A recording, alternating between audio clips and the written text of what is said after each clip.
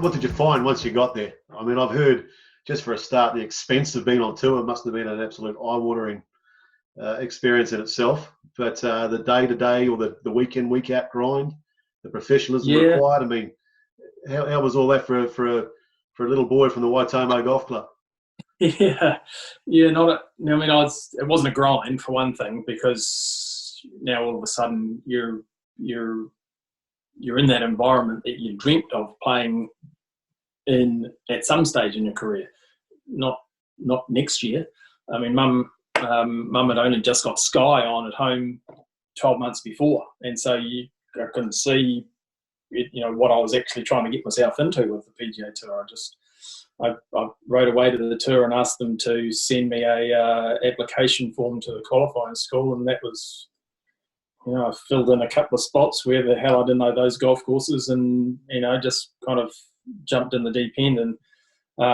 And so that first year, I was lucky enough to have a management company that helped with some of the logistics of booking flights and hotels and where you're going, and going about just trying to tee it up on a Thursday. And I quickly learned that your performance from Thursday to Sunday is most of the time a reflection of what you do Monday, Tuesday, Wednesday. Okay. And so if you prepare well, if you're organised, you're into town early, you know where you're going, it just kind of puts a lot of those distractions to the side, so that when you turn up on Thursday, you're ready just to play golf. And so it took me all of that year to figure that out. And we made a whole heap of mistakes. My girlfriend at the time and my wife, we kind of figured some of those things out, just making those mistakes, staying in the wrong hotels, staying too far away from the course, through the summer, not knowing anything about scheduling, playing 8 tournaments in a row, all of these rookie mistakes that there's no way that you could. I guess I could have listened to some of the advice that I was getting, but there's no way you could really understand or comprehend the mistakes that you were making without making them to start off with. So you arrived on the tour at the same time as Tiger Woods did, and I guess even in that space of time in the tour probably changed incrementally from what it had been prior to that. Did you ever get the chance to tee it up next to Tiger at all? Yeah, no, obviously when Steve started caddying for him, got to kick around a little bit. Then only a couple of small practice rounds, not full 18-hole practice rounds, but then played in some tournament golf with Tiger throughout my career. But yeah, the few years that I was on tour before Tiger arrived, and then when Greg Norman was the number one player in the world, and was the standard, is the gold standard as far as most things were concerned. There were the European Tour players around at the time, and other players that were considered they were winning major championships, etc. But Greg was set the standard in the gym and set the standard on the range, and largely set the standard at the end of each year with the money list as well. And then when Tiger came along, it was next level, the pandemonium, I guess, around the tour, and he instantly had success. And less than 6 or 7 months from turning professional, maybe it was 8 months or something from turning professional, he's won a green jacket, and that meant that things were just going to go crazy. Just totally exploded. And the tour that was up until that stage was the Innocence Tour, and then it just got exploited. We were all beneficiaries of it. Purses went up, crowd numbers went through the roof, endorsement income and opportunities for everybody, because they wanted to have a slice of those people that were in that environment. Yeah. You mentioned the green jacket, and I see you got Arnold Palmer sitting over your shoulder. Yeah. Nice placement.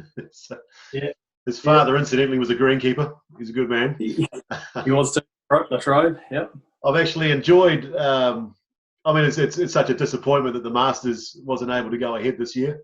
Clearly, there's more important things in the world right now. But what it actually did do was give us the opportunity to watch a lot of those reruns, and I kind of reignited my. I mean, I've always loved the tournament, but in watching all those reruns, I actually understood why I love the tournament. I love the traditions. I loved all the perfection. I love the gentlemen and the way that the Masters and Augusta National just conduct themselves. Absolutely superb. I mean, you got the opportunity to play there. Talk us through that experience. Yeah, phenomenal. Really, it's a bit of a career goal in the first place to play all the major championships, try and have some success in them. And at that time, the getting into in my career, getting into the Masters was a fairly set criteria. You either had to win on tour or finish inside the top 30 in the money list, and they weren't giving away spots, and so it came on the back of my win at Las Vegas and on the PGA Tour, and so I got a big fat check from it. I got a 2.5-year exemption from it. I got into Jack's tournament and Arnold's tournament, but ultimately the best prize for winning on tour is a trip to Augusta. And so I got a chance to plan ahead for that. When I say plan ahead was you get given eight tickets for each day. So Monday you get 8 tickets, Tuesday you get 8 tickets, Wednesday 8 tickets, Thursday, Friday, Saturday, Sunday. And so distributing those to people, because that's like giving. I was going to say, was the boy from Waitomo selling them out the back? All of a sudden I had a lot of family members pop up that were not family members, but wanted to introduce themselves as family members, and a whole heap of friends and people that been influential in me getting there, and so you want them to experience it as well. And so trying to corral all of those tickets out and invite people was part of that experience. But then preparing to actually play the course, play the tournament, I wanted to get those first time nerves out of the way, and not have to deal with that all during tournament week. And so a month before the tournament, my Kiwi caddy, Brendan Woolley, who's a Masterton boy, actually whited up a boy, is caddying for me in the States. And so we planned a trip there prior to Bay Hill in March, so about a month or so before the tournament, and went, and there was about 20 members on property at the time, and had the golf course to yourself, and we could drive down Magnolia Lane a couple of times, and just go and enjoy the grounds, and learn the golf course a little bit, get some of those first time nerves out of the way, and take a whole heap of photos and send them to people and friends, and kind of get some of that pre-preparation that you'd normally do on Monday, Tuesday and Wednesday out of the way, so that when I turned up tournament week, I could focus on trying to play the golf course and compete during the tournament. And we were able to do that a little bit. The 2003 year was not quite the Masters that you'd drawn up in your mind. It poured down with rain. We had Thursday round cancelled and ended up having to play off 2 tees, and the guy over my shoulder here, I got drawn with Arnold the first 2 days. Oh, did you? Was that his last event, or? It was supposed to be his last one. But because of 2 tees, we finished on the 9th hole on Saturday morning to get 2 rounds in, and that's not the way that Augusta wanted to send Arnold off. Right. And so they talked him into coming back for a proper send off in 2004. So yeah, I mean that was cool. Getting to play the weekend was cool. Getting myself actually kind of on the edge of contention on Sunday afternoon was cool. And ultimately, I